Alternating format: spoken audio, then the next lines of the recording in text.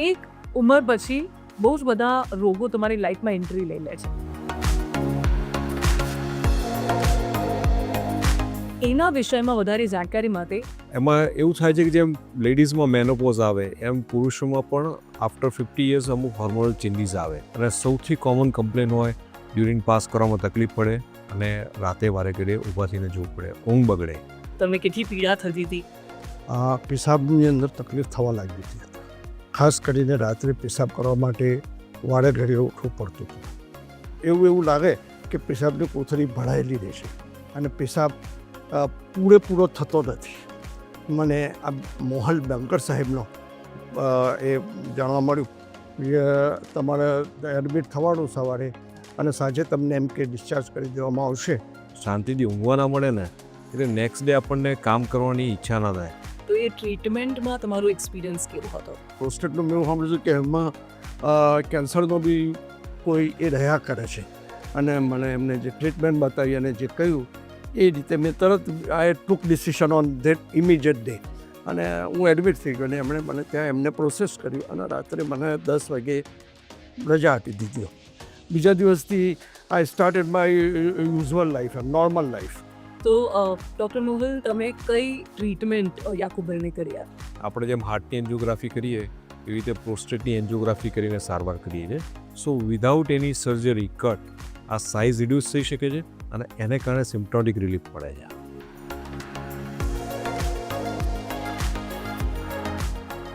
Operation વગર સારવાર સાંભળવામાં તો બહુ સારું લાગે છે, પણ આ શક્ય છે? હું છું આજે પૂજા અને તમારા માટે આ જ વિષય ઉપર બહુ જ ઇન્ટરેસ્ટિંગ અને ઇમ્પોર્ટન્ટ કોન્વર્ઝેશન લઈને આવી છું.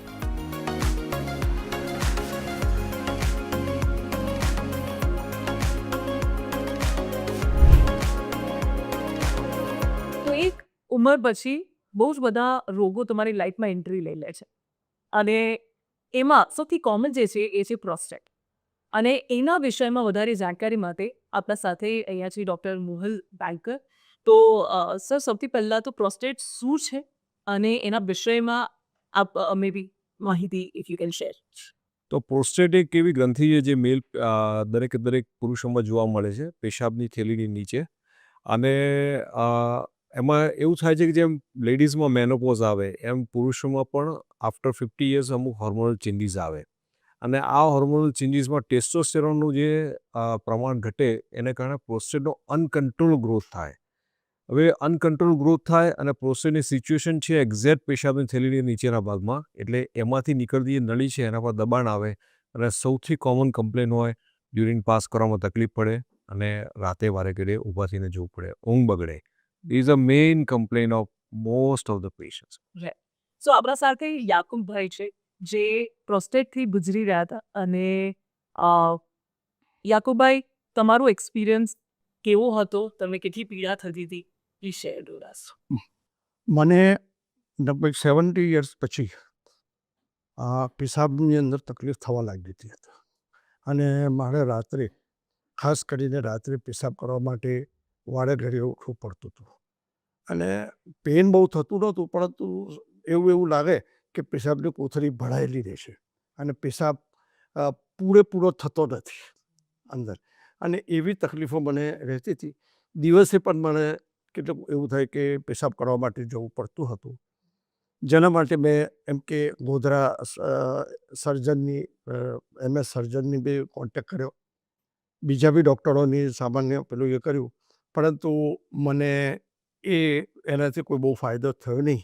અલ્ટિમેટલી પછી બાદમાં મને આ મોહલ બેંકર સાહેબનો એ જાણવા મળ્યું. પેપરમાં મેં ગુજરાત સમાચારમાં વાંચેલી એમનું એડ, અને એમાં મને ખબર પડી કે આ રીતે પ્રોસ્ટેટની અંદર એમ કે વિધાઉટ ટાંકા ઓપરેશન એમ કે કરવામાં આવે છે અને એમાં તમારે રોકાવાનું નહીં, તમારે એડમિટ થવાનું સવારે અને સાંજે તમને એમ કે ડિસ્ચાર્જ કરી દેવામાં આવશે. અને એમનું કહેવું એવું હતું કે આનાથી તમને રિલીફ થઈ જશે અને પ્રોસ્ટેટની તકલીફ ઓછી થઈ જશે એવું કહ્યું. ધેન આફ્ટર આઈ કોન્ટેક્ટેડ two doctor Mohal sir.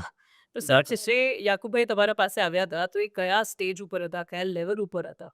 યાકુબભાઈને પ્રોસ્ટેટની complain હતી અને મોટાભાગે એમને રાતે યુરિન પાસ કરવામાં વધારે તકલીફ વાદે કોઈ ઊભા થવું પડતું હતું અને એને કારણે ઊંઘની જે ડિસ્ટર્બન્સ આવે there is a main issue. કારણ કે આપણને કોઈ પણ મનુષ્યને આપણે શાંતિથી ઊંઘવા ના મળે ને એટલે નેક્સ્ટ ડે આપણને કામ કરવાની ઈચ્છા ના થાય.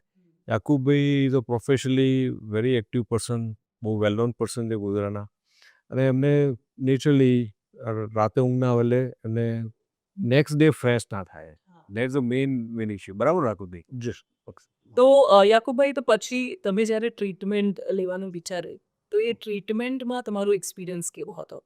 નહીં, એટલે અમે ત્યાં ગયા તો સાહેબે ત્યાં એમના દવાખાને બહુ સારી રીતે મને ટ્રીટ કરવામાં આવ્યા અને અમે દાખલ થયા. હું મારી ફેમિલી સાથે મારા સન જોડે અને મારા વાઈફ જોડે અમે ત્યાં ગયા અને અમે બીજો કોઈ જગ્યાએ કોઈ એક્સપિરિયન્સ લીધો જ નથી સો ફાર પ્રોસ્ટેટ માટે. મને કોણ જાણે કેમ કુદરતી રીતે જે વિશ્વાસ હતો કે અહીં મને સારું લાગશે અને આઈ વિલ ફીલ બેટર.